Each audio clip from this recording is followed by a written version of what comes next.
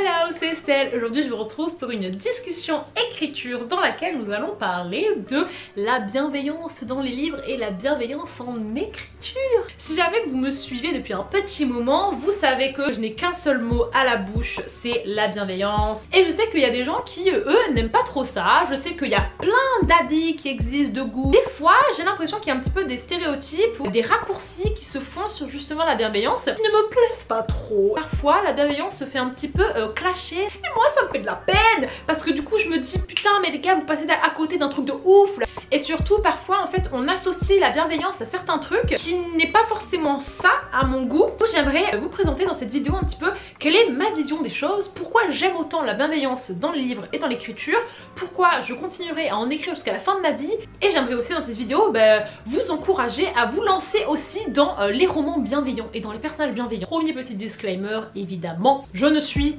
personne pour vous dire quoi faire. Je ne suis qu'une source d'encouragement. Je ne suis qu'une meuf qui explique sa vision des choses. Vous êtes libre d'être d'accord ou de pas être d'accord avec moi. On se respecte tous parce qu'on est bienveillants entre nous. Donc cette vision-là des choses, ça vient d'une fille qui a lu énormément de livres, qui a lu surtout beaucoup de romances. Et c'est vrai que je vais beaucoup parler de romances dans cette vidéo. C'est une fille aussi qui a écrit beaucoup de livres avec de la bienveillance et avec moins de bienveillance. Et c'est surtout une fille qui est très optimiste. Elle décide de toujours voir le bon côté des choses parce que c'est ma façon de voir le monde. Donc voilà, ceci étant dit, let's go do the vidéo. Pour commencer cette vidéo, il faut bien évidemment définir ce que c'est que la bienveillance. Je suis désolée les gars, il faut que je revisse mon piercing. Le Larousse dit tout simplement que la bienveillance c'est la disposition d'esprit inclinant à la compréhension, à l'indulgence envers autrui. Le petit Robert rajoute un truc que j'aime bien: disposition à vouloir du bien aux autres. C'est pas forcément quelque chose qu'on est tout le temps, c'est quelque chose dont on peut faire preuve. Ce n'est pas une étiquette qu'on pose sur la tête de quelqu'un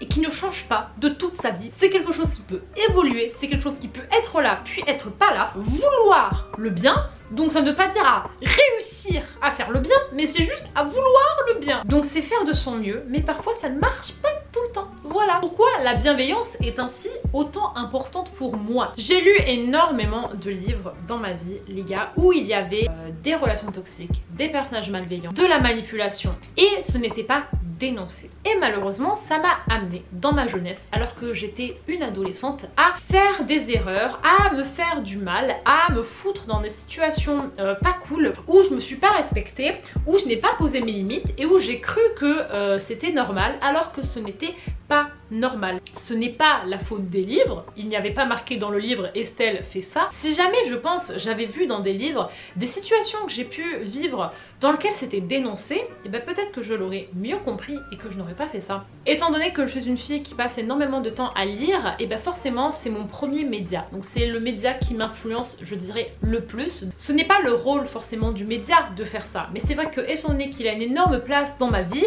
je pense que si jamais j'avais beaucoup plus lu des relations saines ou des relations toxiques dénoncées, ça m'aurait énormément aidé quand j'étais plus jeune. On n'a pas tous du tout le même rapport à l'écriture et le même rapport au livre, mais voilà, je suis sûre qu'il n'y a pas que moi qui est dans cette situation là. Donc ceci était le petit préambule. Cette vidéo du coup va se séparer en 3 petits bouts. Je vais en fait tout simplement vous parler de 3 idées reçues, de choses que j'ai pu entendre avec lesquelles je ne suis pas d'accord, et du coup je vais vous expliquer pourquoi. La vidéo se base vachement sur je ne suis pas d'accord avec ça, je ne suis pas d'accord avec ça, et c'est un petit peu négatif comme approche. Malheureusement je n'ai pas trop d'autres idées. Sachez que j'aime pas trop ce plan, j'aime pas trop cette structure, donc voilà, je suis un petit peu désolée. Alors le premier truc auquel vous avez peut-être pu penser, et peut-être que c'est des choses que vous avez pu voir sur les réseaux et tout: ah non mais les personnages bienveillants, vas-y c'est pas drôle, ils sont tous niais, ils sont tous trop gentils. Et laissez-moi vous dire que non. Pas forcément. Niaiserie n'équivaut pas à bienveillance, tout comme bienveillance n'équivaut pas à niaiserie. Déjà le principe de niaiserie, en fait j'aime pas ce mot. Je ne vais pas défendre la niaiserie, Estelle ne défend pas la niaiserie même si j'ai très envie. Sachez que j'adore la niaiserie, on passe à autre chose. La bienveillance, ça ne veut pas dire que la personne est 100% tolérante, qu'elle est toujours d'accord, qu'elle va jamais être en colère, qu'elle dit toujours les bonnes choses, qu'elle est toujours ok pour tout et qu'elle est toujours là. Ce que je viens de vous dire, c'est une personne qui ne se respecte pas.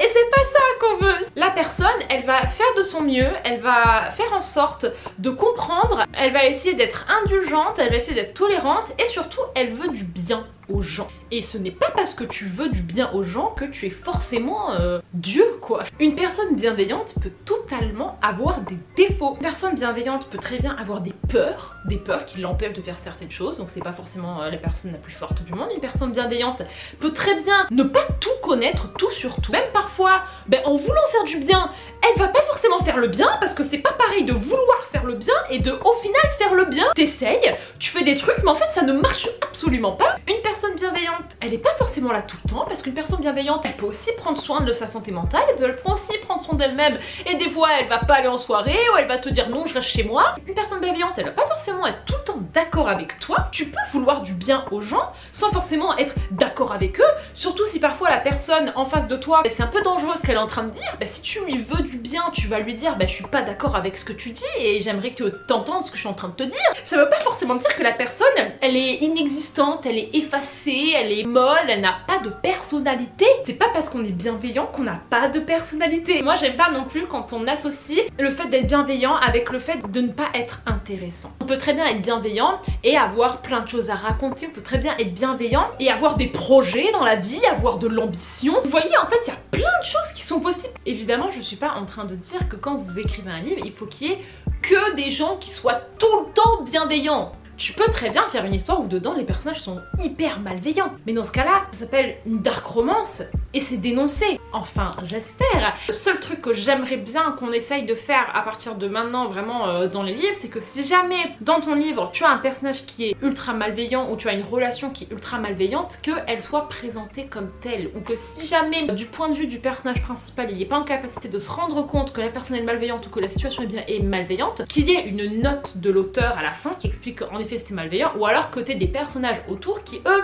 vont s'occuper de dénoncer le truc pour ton personnage principal, pour que quand la personne elle referme le livre, elle n'ait pas dans sa tête des idées qui soient hyper néfastes. Ça ne reste que mon avis, mais je considère que l'auteur est un petit peu responsable de l'effet que son livre va avoir sur les autres. En ce qui concerne tous les trigger warnings, il faut un petit peu protéger ses lecteurs. Si vous écrivez une romance hyper toxique, chose dont vous avez absolument le droit, mais faites-le, amusez-vous à faire ça. Écrivez bien quelque part, attention, relation toxique, enfin ça vous coûte rien, mais au moins vous le dites. Et les gens qui le lisent, si jamais ils sont un petit peu fragiles, si jamais ils n'ont pas de base solide, si jamais il n'y a personne qui leur a dit que les relations toxiques ça existe, au moins ils vont le voir et ils vont pas passer ensuite 25 ans en thérapie parce qu'ils ont enchaîné leur relation toxique parce qu'ils pensaient que c'était normal et que c'était ça la définition de l'amour, les gars. Donc vous pouvez totalement faire des histoires avec des personnages qui sont malveillants. Quand il y a des antagonistes par exemple, quand il y a des grands méchants, faites des gens malveillants, vas-y c'est cool, c'est le méchant, il est méchant, il ne veut pas du bien, mais au moins il est présenté comme tel, il est présenté comme le méchant. Moi là où j'ai un problème quand je lis parfois des livres, c'est que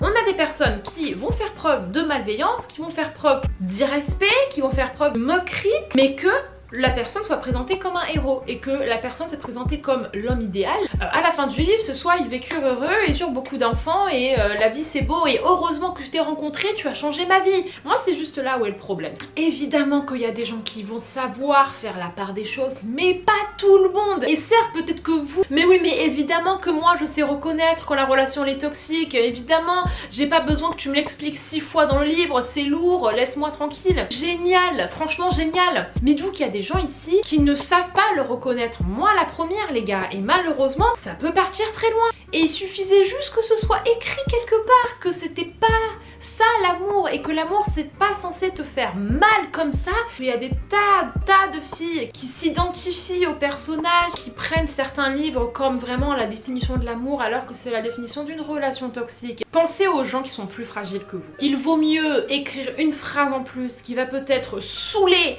la personne qui le sait déjà, mais ça peut peut-être sauver la personne qui ne le sait pas. Les gars, ça ne tient qu'à ça. Vous pouvez faire de la merde, vous pouvez écrire des personnages qui sont mauvais, mais qu'il y ait quelqu'un qui le dise que c'est mauvais. Et je vous invite aussi du coup à écrire des gens qui font preuve de bienveillance. Ils ont des défauts, ils ont des peurs, ils ont des croyances limitantes, ils ont des problèmes, et ça ne les rend pas niais, ça ne les rend pas bêtes, ça ne les rend pas immatures. Et là, moi en fait c'est ça aussi qui m'énerve. À quel moment est-ce qu'on y arrivait quand même à traiter d'immature, de niais, de bête quelqu'un qui se contente de vouloir le bien. Comment est-ce qu'on arrive quand même à dénigrer quelqu'un qui veut faire le bien? Comment est-ce qu'on arrive à dire que c'est pas intéressant, que c'est nul, que c'est ennuyant, quelqu'un qui va essayer de comprendre? Genre, limite, moi je trouve ça grave. Certes, c'est de la fiction, c'est des livres, je le sais. Genre, en termes d'énergie et de vibration, les gars, est-ce qu'on se rend compte quand même que quand on fait ça, on propage ce genre d'idées-là et on propage quand même le fait que pour que ce soit intéressant, il faut que les gens soient toxiques. Pour que ce soit intéressant, il faut que les gens soient méchants. Eh bien, je ne suis pas d'accord. Enfin bref, il y a tellement de façons en fait de faire des tas de choses, même en étant bienveillant, les gars. Donc, mettez des gens bienveillants dans votre livre. Ça fait du bien, ça donne de l'espoir, ça réchauffe le cœur et ça peut t'inspirer. Ça peut t'inspirer, ça peut te donner des idées. Genre moi, je vous jure, des fois, je lis des livres où des gens, ils ont des conversations. Je me dis, putain, mais faut trop que j'ai cette conversation avec mes amis, avec mes parents. Faut trop que je vois les choses comme ça. La deuxième idée reçue que j'entends et que je n'aime pas trop, quand les personnages sont bienveillants, il n'y a pas d'intrigue, il n'y a pas de conflit, il ne se passe rien. Et bien encore une fois, je ne suis pas d'accord. On peut très bien trouver d'histoires où les gens sont bienveillants et que l'histoire est nulle. C'est pas forcément la faute de la bienveillance, c'est juste que l'auteur ou l'autrice, il n'a pas géré son livre. Premièrement, l'intrigue, les obstacles, les problèmes ne viennent pas forcément que des personnages. Que le personnage soit bienveillant ou malveillant, si tu fous un tremblement de terre, il va se passer des trucs. Enfin, l'ascenseur tombe en panne, mais là que ton personnage soit bienveillant ou malveillant, il se passe un truc aussi. Les personnages principaux, ils sont perdus dans l'espace. Et c'est incroyable ça, perdu dans l'espace. Et ça n'a rien à voir avec le fait que le personnage soit bienveillant ou malveillant. Enfin, vous voyez, il y a tellement de façons de créer de la tension, de créer du suspense et des rebondissements qui n'ont aucun rapport avec les personnages, de 1. Et de 2, vous pouvez aussi créer du suspense, de la tension, des rebondissements qui ont un rapport avec des personnages, mais tout en étant bienveillants. Et ça, je vais reprendre un petit peu ce que je disais tout à l'heure. On peut avoir des personnages bienveillants qui ont des peurs, des croyances limitantes, des traumas, des problèmes dans leur vie, des choses qu'ils ne savent pas. Et du coup, forcément, ça va créer du conflit, quoi. Ça crée des problèmes. Dans ce livre-là, on a deux personnages qui sont extrêmement bienveillants. Le livre est incroyable et full rebondissement, full tension. C'est juste que les personnages principaux ne sont pas pareils, ils ont chacun leur caractère. On a la fille Clara qui, elle, n'aime pas sortir de sa zone de confort, qui a pas forcément confiance en elle. Et de l'autre côté, on a Joshua, qui est ultra affirmé, il a de la répartie, il est extraverti. Ils sont tous les deux super bienveillants, mais ils viennent pas du même monde. Donc forcément, quand ils se rencontrent, Joshua va se prendre d'affection pour la petite Clara, il va essayer de la soutenir, il va essayer de lui rendre un petit peu son pouvoir, voilà, il va essayer de l'aider à traverser ses peurs.